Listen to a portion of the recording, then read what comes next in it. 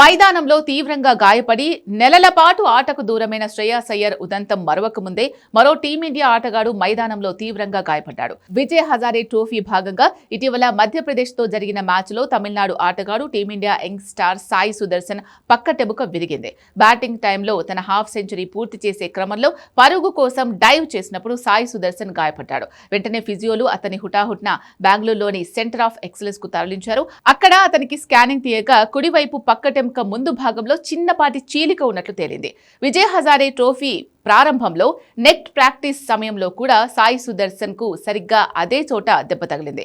సాధారణంగా ఈ గాయం నుంచి కోలుకోవడానికి 6 నుంచి 8 వారాల టైం పడుతుంది. దాంతో విజయ్ హజారే ట్రోఫీలతో పాటు రంజీ సీజన్ మిగిలిన మ్యాచ్లకు దూరం కానున్న ఈ 24 ఏళ్ల క్రికెటర్ ఐపీఎల్ 2026 సీజన్తో రీ ఎంట్రీ ఇచ్చే అవకాశం ఉంది. ప్రస్తుతం సాయి సుదర్శన్ బెంగళూరులోని బీసీసీఐ సెంటర్ ఆఫ్ ఎక్సలెన్స్ లో రీహాబిలిటేషన్ తీసుకుంటున్నాడు.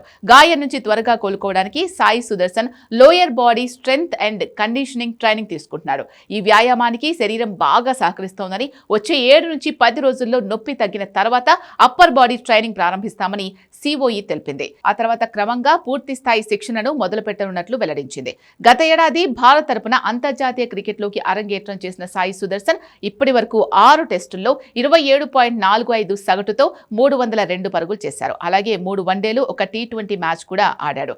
ఐపీఎల్లో సాయికి మంచి ట్రాక్ రికార్డు ఉంది. అరంగేట్రం నుంచి గుజరాత్ టైటాన్స్ కి ఆడుతున్న సాయి 40 మ్యాచ్ల్లో 145కి పైగా స్ట్రైక్ రేట్తో కళ్లు చెదిరే 49.8 సగటున 2 సెంచరీలు, 12 హాఫ్ సెంచరీల సాయంతో 1793 పరుగులు చేశాడు.